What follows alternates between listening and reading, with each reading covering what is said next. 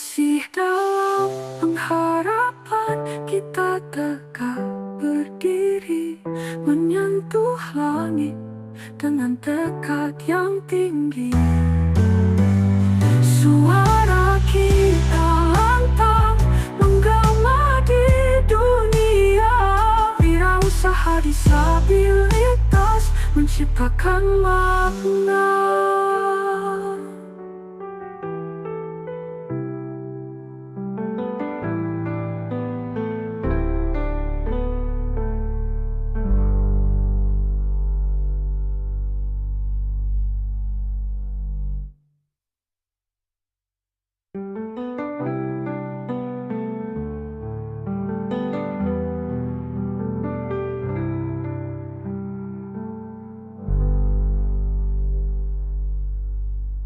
Assalamualaikum warahmatullahi wabarakatuh.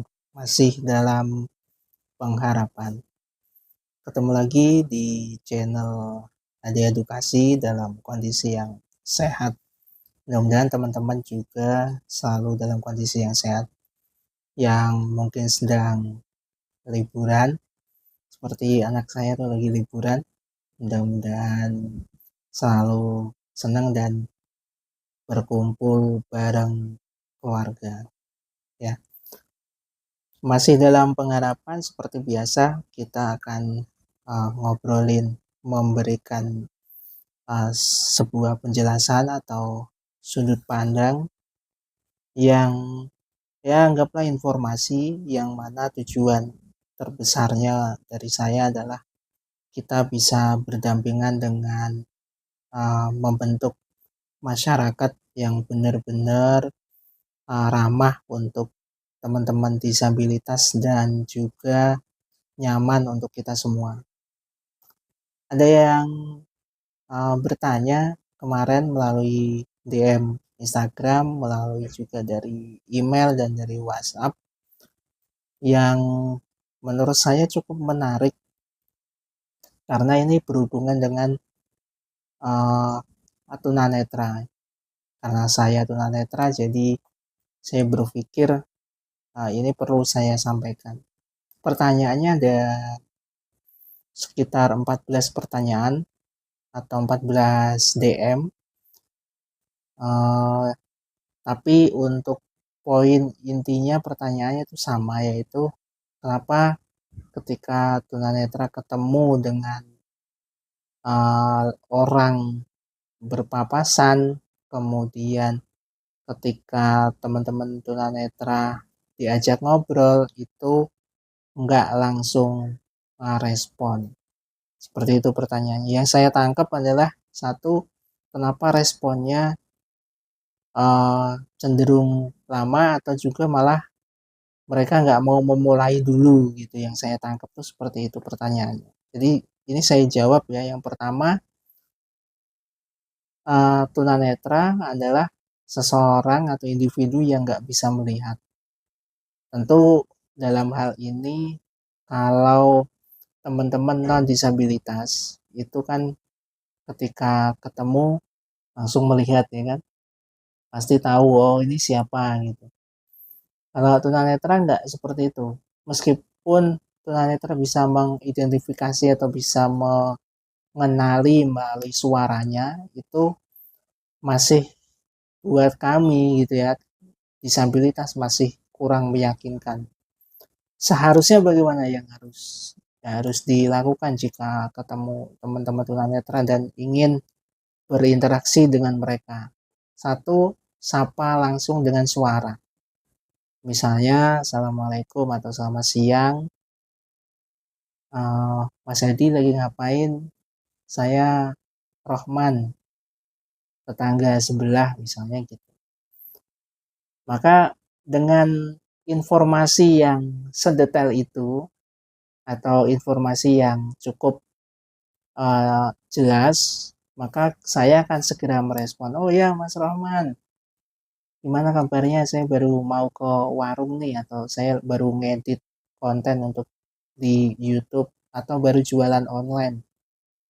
Jadi kita bisa komunikasi gitu. Beda kalau teman-teman ketemu lewat berharap disapa sama saya, itu berat. Dalam artian berat tuh teman-teman kayak sama halnya kayak ingin menangkap angin gitu. Karena saya nggak yakin nih ini yang lewat siapa, bukan saya nggak mau interaksi ya, bukannya saya nggak mau menyapa, tapi memang kondisinya saya nggak melihat. Jadi daripada saya salah menyapa orang, mending kan saya juga uh, antisipasi ya lebih baik saya diem gitu.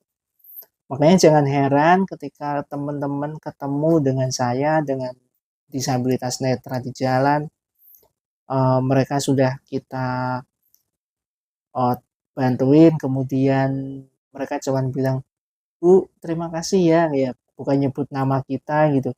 Ya karena emang kita nggak tahu ini siapa yang nolong kita, siapa yang bantu kita, seperti itu.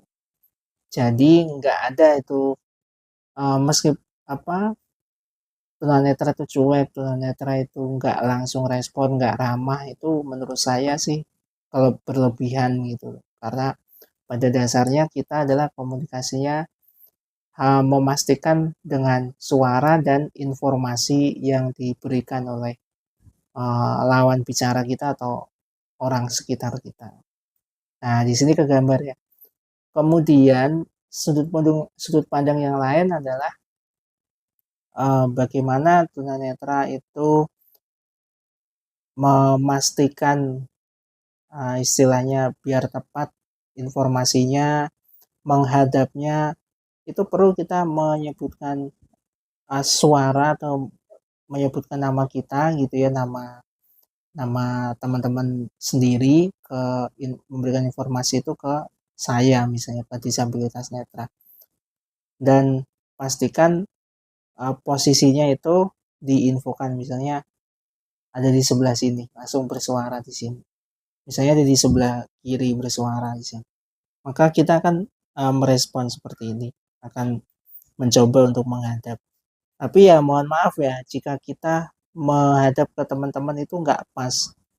Teman-teman ada di sebelah kiri tapi saya agak sedikit ke kiri tapi lebih cenderung menghadap ke depan, dan tatapannya nggak cenderung nggak ada ekspresi gitu atau nggak bisa menghadap persis ya karena memang kita ada uh, keterbatasan dalam konteks disabilitas netra ini. Jadi hal yang wajar ketika orang diajak ngobrol kok nggak mau ngadepin kita gitu.